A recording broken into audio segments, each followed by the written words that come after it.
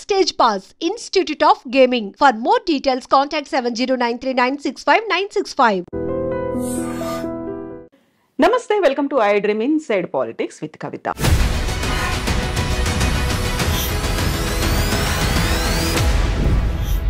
నలభై 47వ అధ్యక్షుడిగా డొనాల్డ్ ట్రంప్ బాధ్యతలు స్వీకరించిన తర్వాత ర్యాపిడ్ ఫైర్లో ఆదేశాలు జారీ చేస్తున్నారు. జన్మతహా వచ్చే పౌరసత్వాన్ని రద్దు చేశారు. విదేశాలకు చేసే సహాయాన్ని 90 రోజుల పాటు నిలుపు చేశారు. దీంతో పాటుగా H1 వీసాల మీద చర్చలు, వాదనలు కొనసాగుతున్నాయని చెప్పారు. అండ్ ఆంక్షలు కూడా కొనసాగుతున్నాయి. భారతదేశం మీద ద్వైపాక్షిక సంబంధాలు ఎలా ఉండబోతున్నాయి? ఈ ఎగ్జిక్యూటివ్ ఆర్డర్స్ భవిష్యత్తులోనూ ఇలాంటి సంచలనాలనే కలిగించబోతున్నాయా? మనతో పాటుగా ఉన్నారు డాక్టర్ జయప్రకాష్ నారాయణ గారు. సార్ నమస్తే. నమస్తే కవిత. సార్, గతంలో మనం మాట్లాడుకున్నాం డొనాల్డ్ ట్రంప్ అధ్యక్షుడిగా రాబోతున్నాడు అని. వచ్చేసారు, రాగానే ర్యాపిడ్ ఫైర్లో ఆదేశాలు అనేవి, ఈ ఎగ్జిక్యూటివ్ ఆర్డర్స్ అనేవి అసలు పెద్దన్నగా మనం భావిస్తుంటాము అమెరికా అని. ఎలా అనిపిస్తున్నాయి సార్ విదేశాల మీద? మనం 2 విషయాలు ట్రంప్ను గురించి గట్టిగా ఆలోచించాలి. ఒకటి, గత 2-3 రోజులుగా ఆయన పని చూస్తున్నట్టయితే చెప్పిన మాట చాలా మేరకు చేస్తాడు. ఎందుకంటే ఇంకోసారి మళ్ళీ అవకాశం లేదు ఆయనకి. వృద్ధాప్యంలో ఉన్నాడు. తన బ్రాండ్, తన మార్క్ ఉండాలని చెప్పని ఏం చేయబోతున్నాడో ముందే చెప్పాడు. ఎన్నికల్లో ఆయన ఏమీ రహస్యం ఏం లేదు, మంచిగానే చెడుగానే.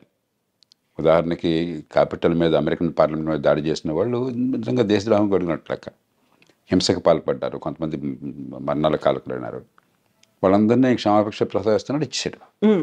మంచిగానే చెడుగానే ఆయన చెప్పింది సీరియస్గా తీసుకుంటున్నాడు, స్ట్రాంగ్గా చెప్తాడు కూడా. రెండోది, ఇనాగరల్ స్పీచ్లో ఆయన ఒక మనిషిని ఉదహరించాడు. ఆయన విలియం మెకిన్లీ అని, అమెరికా రాష్ట్రపతిగా 1897 నుంచి 2001 దాకా ఉన్నాడు ఆయన.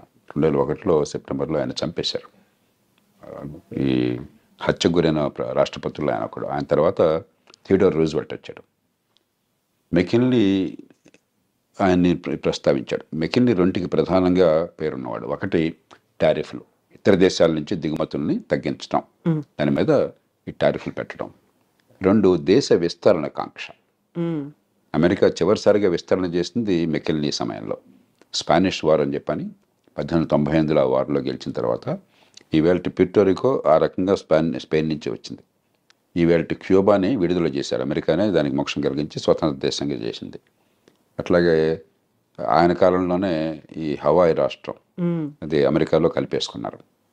ఫిలిప్పీన్స్ స్పానిష్ వార్లో స్పానిష్ కాలనీ, అది అమెరికా చేతుల్లోకి వచ్చిన తర్వాత స్వతంత్ర దేశంగా అయింది. కాబట్టి ఆయన పనామా కెనాల్ గురించి కానీ మరోదాని గురించి కానీ మాట్లాడుతుంటే చాలా సీరియస్గా తీసుకోవాలి. ఎందుకంటే ఆ మెకిన్లీ ప్రభావం ఏమైందని ఆయన స్పష్టంగా చెప్తున్నాడు. మూడోది, ట్రంప్లో ఏమిటంటే ట్రాన్సాక్షనల్ మ్యాన్. పెద్ద సిద్ధాంతాలు అలాంటివి ఏమి పెద్దగా ఉండవు ఆయనకి. ఆ సందర్భాన్ని బట్టి ఏది లాభం అనుకుంటే తన దేశానికి, తాను నమ్మిన లక్ష్యాలకి, దానికి ఆయన సిద్ధం. అప్పటికప్పుడు నిర్ణయాలు ఉంటాయి. డీల్ మేకింగ్ ఆయన ఎప్పుడు కూడా గర్వంగా చెప్తుంటాడు, నేను డీల్స్ బాగా చేస్తాను, ఒప్పందం చేసుకుంటాను, వాడికి కావాల్సింది ఇస్తాను, నాకు కావాల్సింది తీసుకుంటానని చెప్పని. కాబట్టి ఉడుపుగా ఆయనతో ఫైట్ చేయాలి. అంతే తప్ప సిద్ధాంతం ప్రకారం ట్రంప్తో ఫైట్ చేస్తే సిద్ధాంతం ఆయనకు లేనప్పుడు ఉపయోగం లేదు. అంచేత ఈ 4 ఏళ్ల కాలం ప్రపంచం అంతా కూడా ఆ ప్రభుత్వం అక్కడ ప్రజల మనస్తత్వాన్ని గుర్తించి, ముఖ్యంగా భారతదేశం లాంటి దేశం చాలా లాఘవంగా మన ప్రజలను కాపాడుకుంటూనే మరి అవతల వాళ్ళ ఎక్కడ గట్టిగా ఉన్నారో గమనించి మన అవసరం మేరకు ఇచ్చిపుచ్చుకునే ధోరణి ఉండాలి. సో ఇప్పుడు జన్మతహా వచ్చే పౌరసత్వాన్ని రద్దు చేశాము అన్న తర్వాత అక్కడున్న వాళ్ళకి లాభమా, మనకి నష్టం జరుగుతోందా? ఎలా ఉంది సార్ పరిస్థితి అనేది? మొట్టమొదటిది, ఇది రాజ్యాంగ రీత్యా సాధ్యం కాదు. అమెరికన్ రాజ్యాంగంలోనే అమెరికా గడ్డ మీద పుట్టిన వాళ్ళకి పుట్టుకతో పౌరసత్వం వస్తుందని చెప్పి రాసుకున్నారు. పుట్టుకతో పౌరసత్వం వస్తే అతను తీసేయడానికి లేదు ఆ పౌరసత్వాన్ని. రెండోది, పుట్టుకతో పౌరసత్వం ఉన్న వాళ్ళకి కొన్ని పదవులకు అర్హులు. ఉదాహరణకు అమెరికన్ రాష్ట్రపతి, ఉపరాష్ట్రపతి లాంటి వాళ్ళు పుట్టుకతో పౌరసత్వం ఉన్న వాళ్ళు మాత్రమే అర్హులు. మిగతా పౌరులు, ఇతర దేశాల నుంచి పోయిన వాళ్ళు పౌరులుగా ఉంటే అర్హులు కాదు. అలా పెట్టుకున్నారు వాళ్ళు. కాబట్టి అది సాధ్యం కాదు. కానీ ఆయన ఎందుకు చేశాడంటే ఆయన 2 కారణాలుగా, ఒక బలమైన సంకేతాన్ని ఇవ్వాలి, అక్రమ వలసదారులకి వ్యతిరేకము, నేను క్షమించను అని చెప్పడానికి. రెండోది, ఇది ఖచ్చితంగా సుప్రీంకోర్టు దాకా పోతుంది. అమెరికాలో తుమ్మిన దగ్గర సుప్రీంకోర్టు దాకా వెళుతుంది. ఎందుకంటే అది లిటిగేటియస్ సొసైటీ.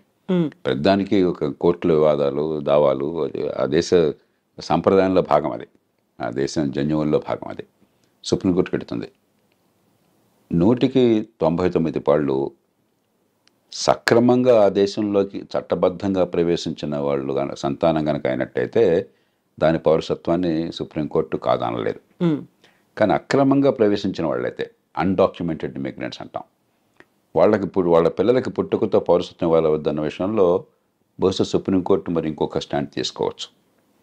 కాబట్టి భారతీయ సంతతి వాళ్ళకి నేను అనుకోవటం, మన వాళ్ళు 195 మంది భారతదేశం నుంచి వెళ్ళిన వాళ్ళు అమెరికాకి నైపుణ్యము విద్య ఉన్నవాళ్ళు, డాక్యుమెంటెడ్ ఇమిగ్రెంట్స్ అంటే వీసాలు వగేరా పొంది చట్టబద్ధంగా వెళ్ళిన వాళ్ళు. కాబట్టి వాళ్ళకి ఇబ్బంది ఉండకపోవచ్చు.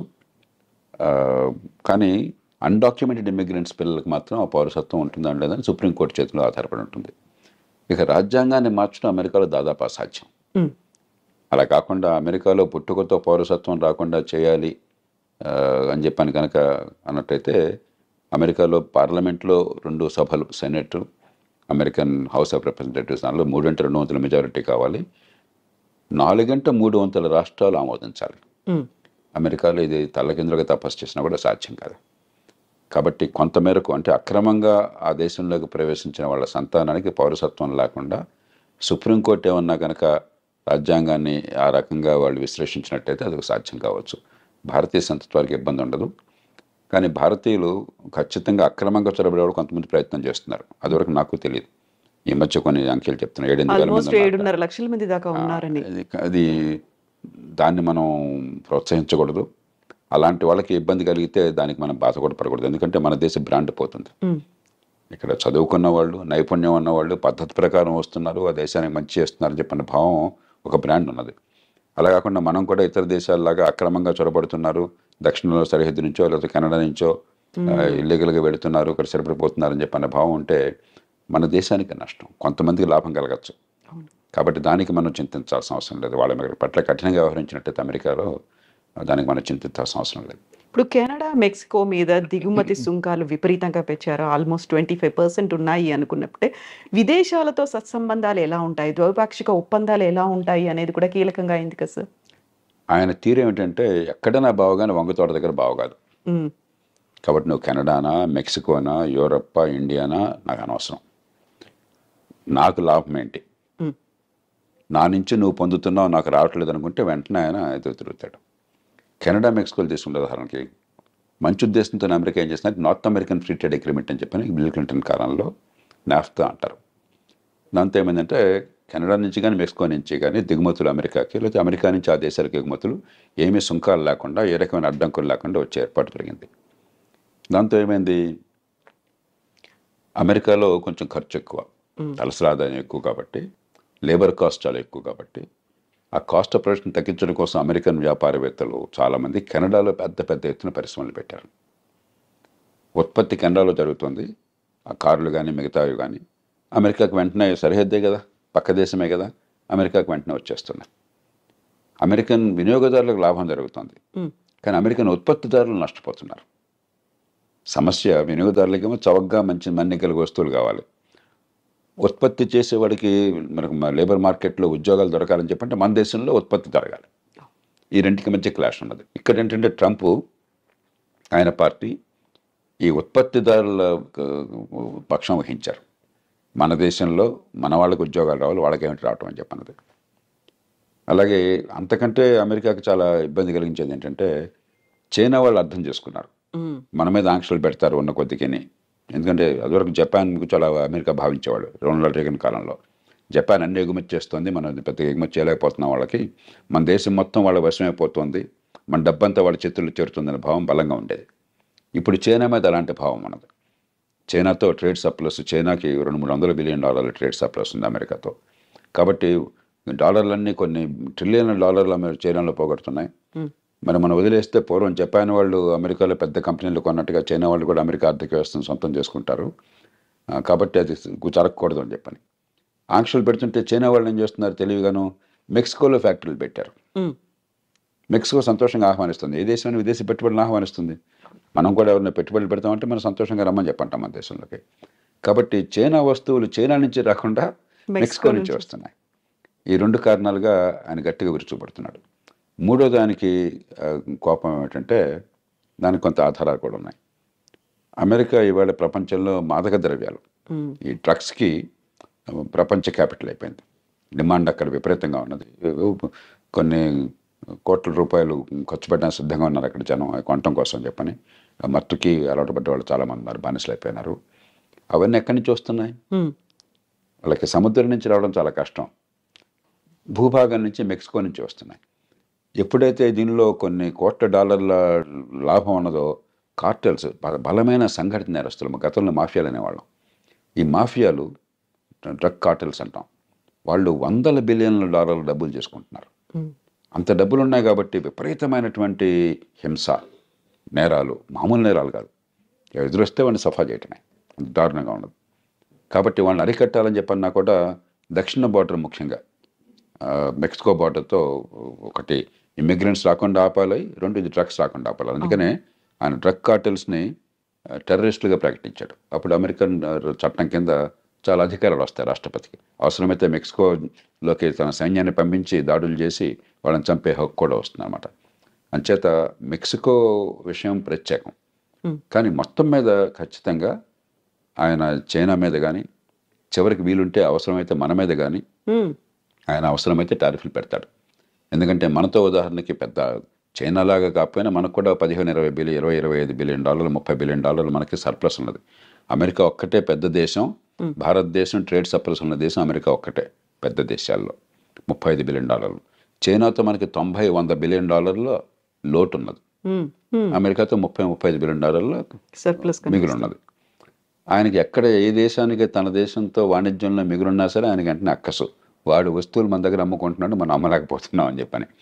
హ్యార్లీ డేవిడ్సన్ ఒక కంపెనీ ఉంది, ట్రంప్ 2-3 సార్లు దాని గురించి ప్రస్తావించాడు. మోటార్ సైకిల్ నడుపుతారు, అవి ఏమిటో నాకు తెలియదు కానీ కొంచెం ఈ కుర్రాళ్ళు కొందరు మోసపోతారు, ఖరీదైనటువంటివి. మన వాళ్ళు ఖరీదైన వస్తువులు మన దేశంలో లగ్జరీ ట్యాక్స్ చాలా ఎక్కువ పెడతాం. ఆయన 2-3 సార్లు ప్రస్తావించాడు, ఇండియా టారిఫ్ కింగ్, చూడండి హార్లీ డేవిడ్సన్ మోటార్ సైకిల్ మీద టారిఫ్ పెట్టారని చెప్పని. అలాంటి విషయాల్లో మనం కొంచెం సౌమ్యంగా, పెద్ద నష్టమే లేదు, ఆయనకి ఏదైతే గట్టిగా బుర్రలో ఉందో దాన్ని తగ్గించేసుకోవాలి. నిజంగా ప్రస్తుతం ఉన్నటువంటి సమాజం దేనికి ప్రయారిటీ ఇస్తుంది? ఆర్థిక సంబంధాల చుట్టూ మాత్రమే తిరుగుతుంది. మళ్ళీ ఎన్నికలంగానే చాలా విరక్తి కలుగుతాం. మంచి అనిపిస్తుంది కదా, లేడీస్ కూడా ఛాలెంజింగ్ జాబ్స్ చేసినప్పుడు చాలా బాగుంటది. ట్రాఫిక్ అసిస్టెంట్స్ గా నియమించిన ట్రాన్స్జెండర్స్ అందరితో సాల్యూట్ చేయించుకుంటున్నారు. ఫుడ్ డెలివరీ ఇవ్వటానికి వెళ్ళినటువంటి డెలివరీ బాయ్ అనిల్ పై కళ్ళ ముందు